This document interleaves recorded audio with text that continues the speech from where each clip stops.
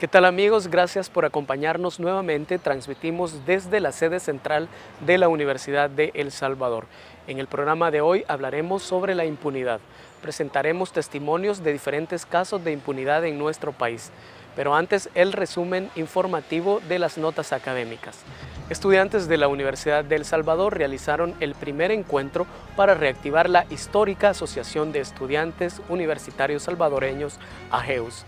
Y por otra parte, la Universidad de El Salvador inauguró la Academia Sabatina 2013, en la que participan unos 400 estudiantes, quienes reciben clases de matemática, física, biología y química. La Olimpiada es el instrumento utilizado para seleccionar a los participantes del programa de los jóvenes talentos. Y autoridades de la Facultad de Jurisprudencia y Ciencias Sociales de la UES inauguraron la primera edición del concurso de simulación judicial ante la Corte Penal Internacional.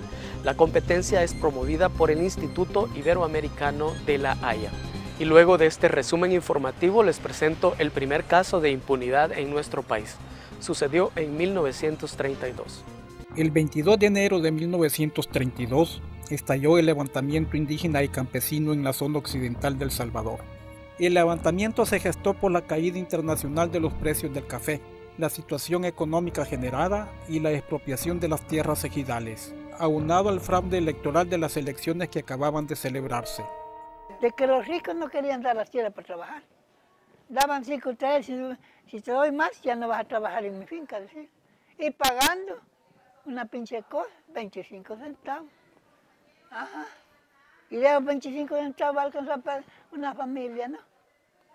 ¿Verdad que no? Tomemos en cuenta que comemos diariamente, el pan de cada día. Pero si no hay fondo, no comemos.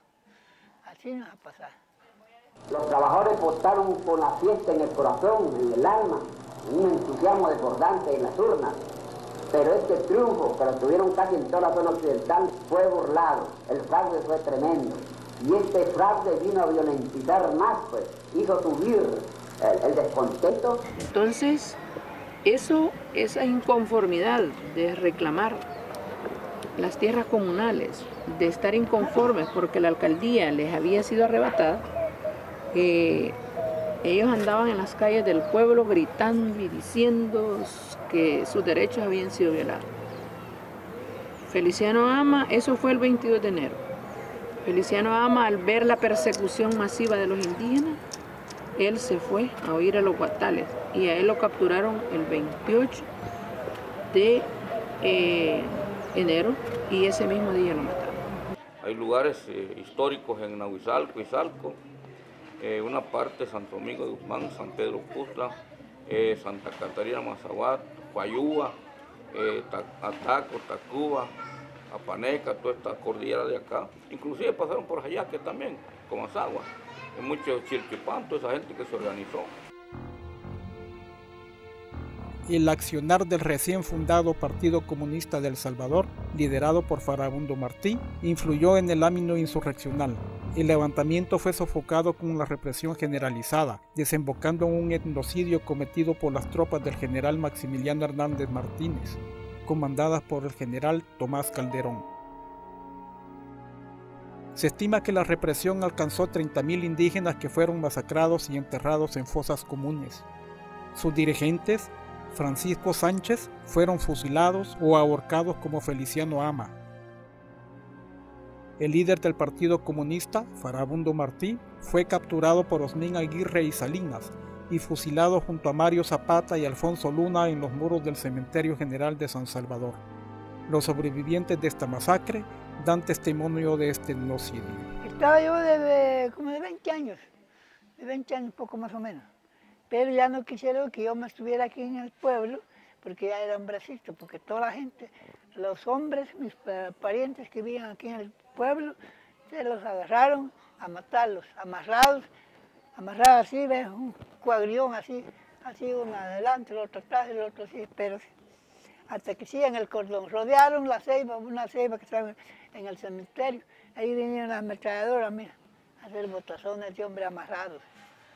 Ese mismo día que amaneció, se fue el grupo, iban como más de 1.500 personas. cuando los encontró la tropa arriba del pueblo, como 1 kilómetro.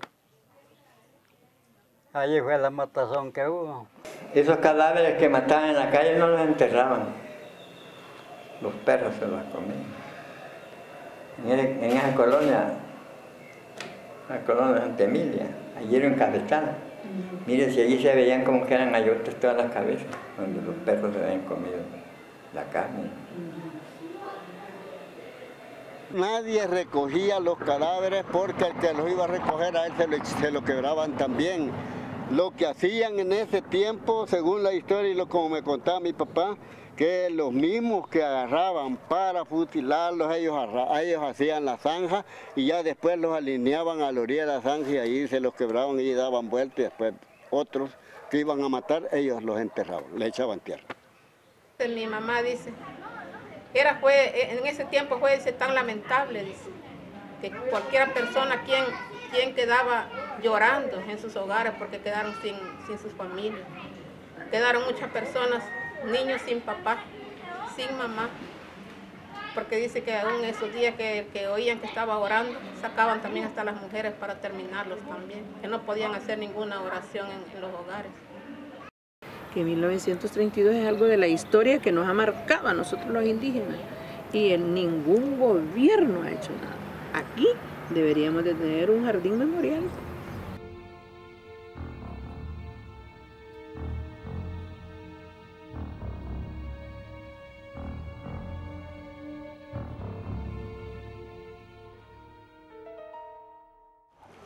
Y otro hecho de impunidad sucedió a inicios del conflicto armado en nuestro país.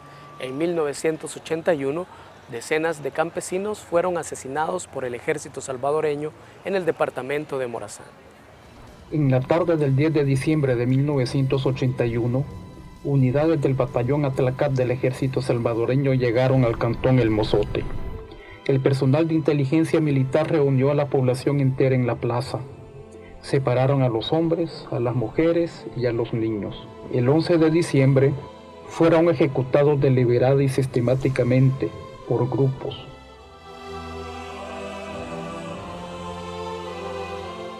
El 1 de febrero de 1982, el gobierno de Estados Unidos aprobó un nuevo aumento en la ayuda militar al gobierno salvadoreño. Los presidentes Álvaro Magaña y José Napoleón Duarte negaron rotundamente los rumores de una matanza en el Mozote.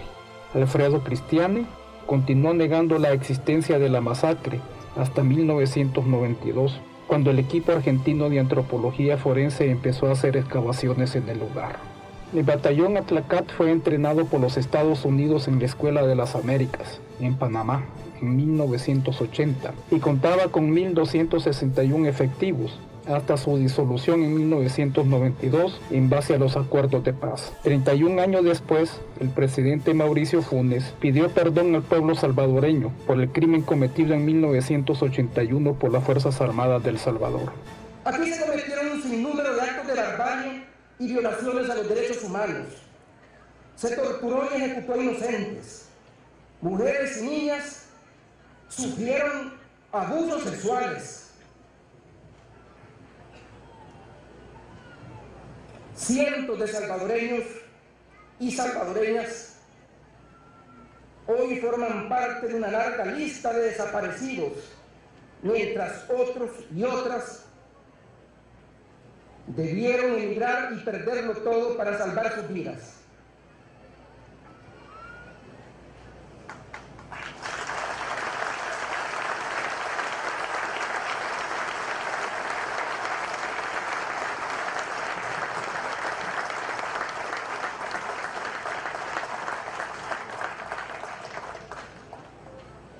Me solidarizo con el sentimiento de pérdida irreparable que tienen los familiares y los sobrevivientes de las víctimas de esta masacre.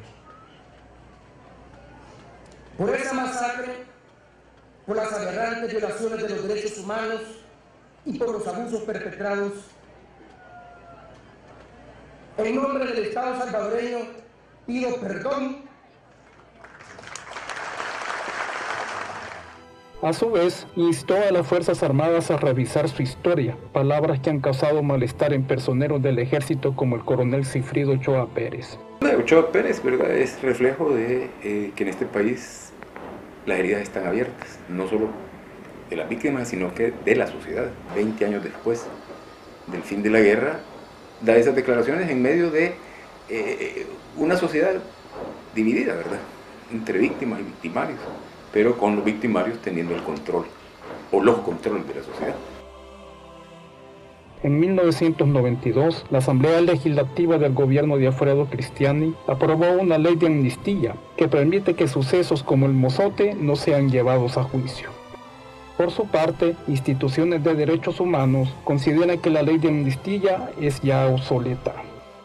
La peor ley de amnistía que yo he conocido en todo el mundo. En el Mozote, Mauricio Funes pidió a la Asamblea que legislara, ¿verdad?, en función de superar la impunidad, pero no dijo ni hizo lo que debía hacer, que era enviar una iniciativa de ley a través de sus ministros, porque tiene iniciativa de ley para derogar la ley de amnistía y aprobar en ese momento una ley de reconciliación nacional, de dignificación de las víctimas, como lo quieran decir. Los gobernantes de Guatemala, Honduras y El Salvador, ¿verdad?, ahora con excepción de Guatemala, ¿verdad?, gobiernan con una camisa de fuerza tejida por los grandes capitales lícitos e ilícitos y con una pistola en la cabeza sostenida por los militares de antes y de ahora.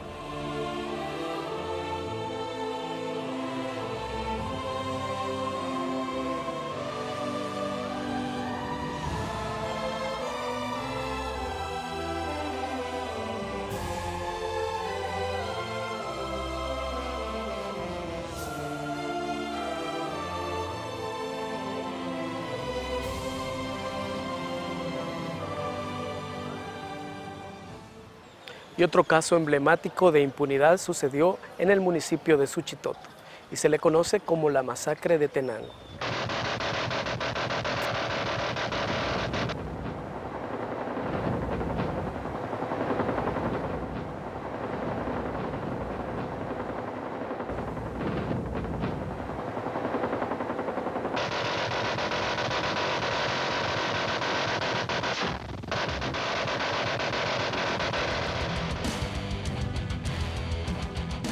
Entre el 28 de febrero y el 1 de marzo de 1983, bajo la presidencia del doctor Álvaro Magaña, la Fuerza Armada lanzó el operativo Guazapa 10, con el objetivo de cercar y destruir los campamentos de guerrilleros que se encontraban operando en la región del Cerro de Guazapa. El operativo militar obligó a la población a huir de las regiones aledañas al Cerro de Guazapa hacia la zona de Tenango, y en las riberas del río Quesalapa fueron cercados y masacrados. Ese día yo estaba enferma y mi esposo lo tenían haciendo posta aquí en el cerro, que le dicen la Zacualpa. Allí lo tenían haciendo posta. Cuando entraron a eso de las 11 de la mañana, que gritaban que por todos lados, que venían aquí al lado de San Martín y al lado de Suchitoto. Y toda la gente de Guazapa venía, estaba en el campo. Yo no me podía parar, pero ya cuando llegó mi esposo, él me levantó y agarré fuerza y caminé. Pero ya cuando venía a media cuesta aquí bajando, yo ya no aguantaba y yo les decía que se regresaran ellos, que se fueran ellos y que me dejaran a mí allí, ¿verdad? Porque yo ya no aguantaba. Y entonces él me dijo que no, que prefería que los mataran a todos y no solo a mí. Yo como pude, despacio, despacio, llegamos al río. Cuando llegué al río, que me metí el agua, con el agua a la cintura. Ya donde pasé el río, yo agarré fuerza, se me quitó la debilidad que sentía. Y salimos caminando aquí por esta quebrada, para arriba, hasta llegar al tronco ahí de los copinoles. Nosotros que llegamos y fue la primera bomba que cayó ahí arriba. De allí los aviones, aquí solo se oía que sonaban las hojas como gotas de agua que caían encima de nosotros. Mis hijos tendidos aquí boca abajo, uno de ellos tantito le rozó una bala que pasó de los que tiraban los aviones en la pierna, porque pasó así entre medio de él. Y entonces, y todos allí tirados, mi niña chiquita se metía ahí al lado de esa piedra. Decía ella que allí se iba a defender ella, que no le iban a llegar las balas ahí. Todo esto pasamos desde las 11:30 de la mañana hasta las 6 de la tarde. Veíamos cómo la gente venía por toda la calle, por toda la calle hacia abajo, hacia el río Quesalapa. Y nosotros estábamos ya casi arriba del filo del cerro, pero al otro lado.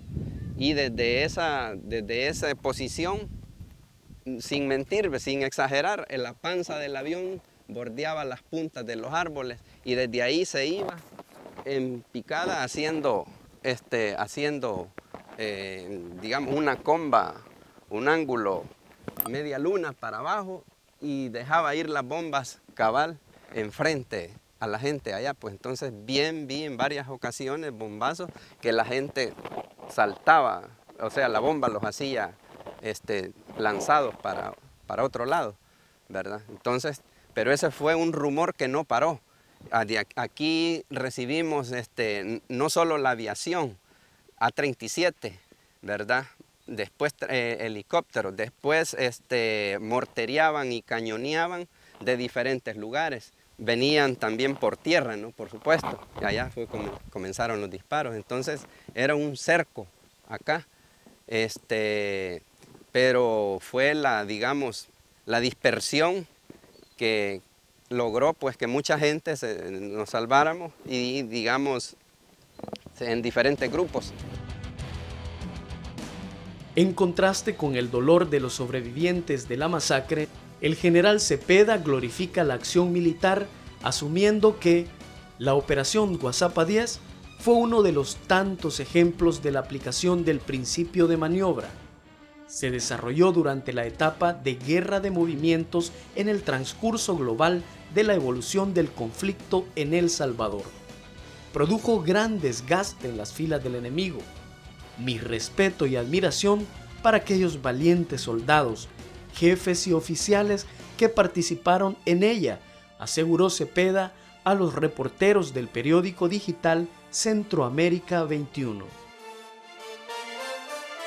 En el año 2001, exactamente el 2 de septiembre del 2001, se interpuso un escrito ante el Juzgado de Paz de Suchitoto para que se realizara la investigación del caso de la masacre de Tenango y Guadalupe, en el cual pues, fueron asesinadas más de 250 personas, entre ellas mujeres, hombres, niñas y niños. Entonces se solicitó la reapertura de este caso y a la fecha lo que el Juzgado de Paz de Suchitoto ha realizado es que ha trasladado esa documentación a la Fiscalía General de la República de Cojutepeque, siempre en Cuscatlán, y al momento no hemos obtenido ningún informe ni por escrito ni verbal. En este sentido estamos estudiando lo que se llama el recurso de amparo constitucional. Según la información periodística de los años 80, en específico del 83, esta operación Guazapa 10 fue dirigida por los coroneles y tenientes en ese momento, Armando Cepeda, coronel Blandón, Domingo Armando Monterrosa también. En el caso en sí se está denunciando a los líderes, ¿verdad?, de estas operaciones militares por los delitos de asesinato, actos de terrorismo y los actos preparatorios de terrorismo también.